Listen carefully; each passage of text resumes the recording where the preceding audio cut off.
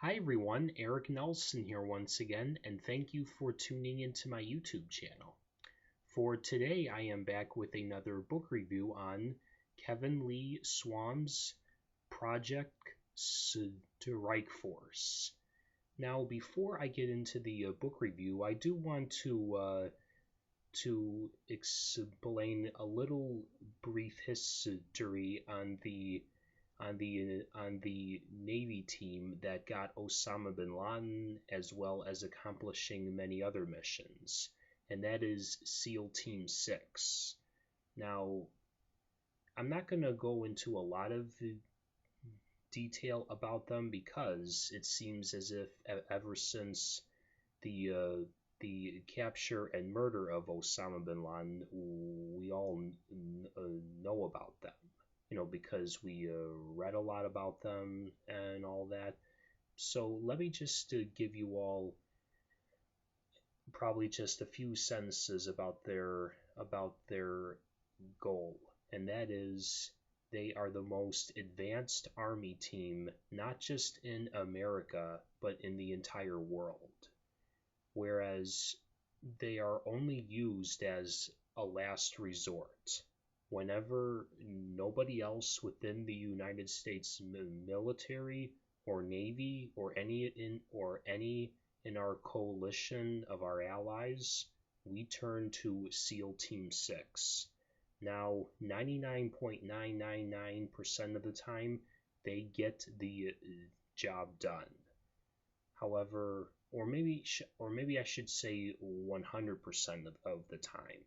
Because as far as I know, no mission that they have received has ever failed. So they will get the job done. But if they can't accomplish it, there's probably no other hope.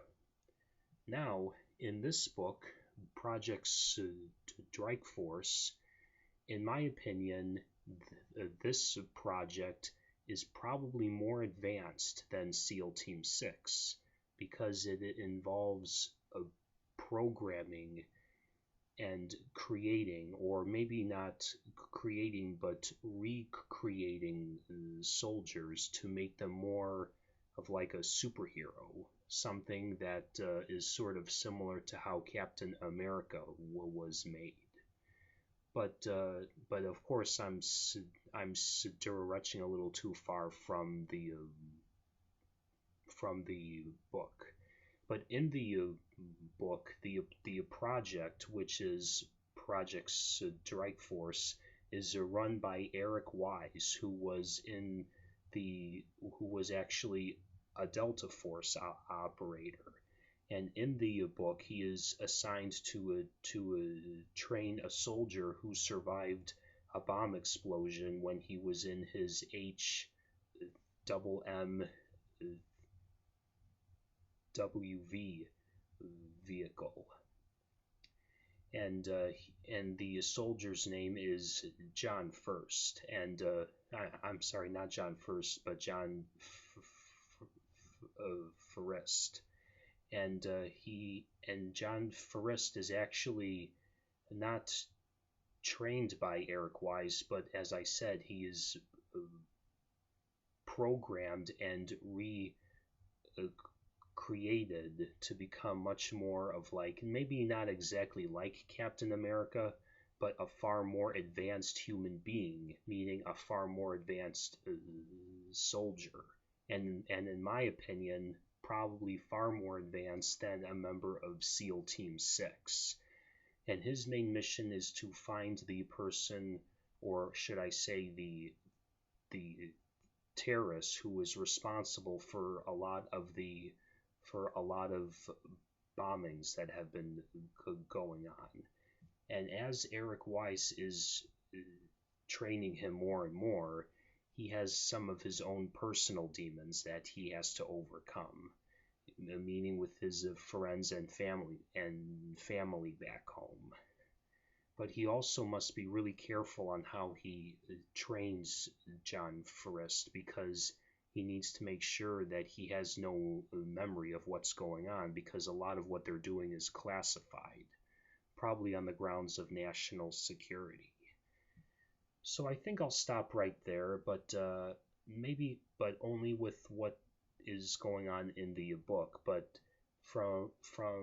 with my opinion, I think it's a really great book because not only are there a lot of great characters, and a really great idea, but it's also action packed. If you ever thought about what the Expendables series was like in print, this would be it. And to me, it's almost like reading a comic book without any pictures, because there is so much action. But of course, you have to picture what's going on in your imagination. But I do want to offer this one thought, and that is how there is so much technology involved with projects StrikeForce, that something that has been a concern of mine, and which is the technology doing more harm than good in the military? And I don't mean like by finding wanted people or finding terrorists. I mean when technology is being worked on soldiers. Could that lead to more harm than good? Now, I'm not an expert, but it's something that's not on my mind, but on the public mind. Well, this book may not provide all the answers, but to me, it's an it is a real entertaining clue. But please do not read too far into it. For me, it's much more entertainment. So you can get this book anywhere, including Amazon, and I hope to see you all at the bookstore or the iBookstore.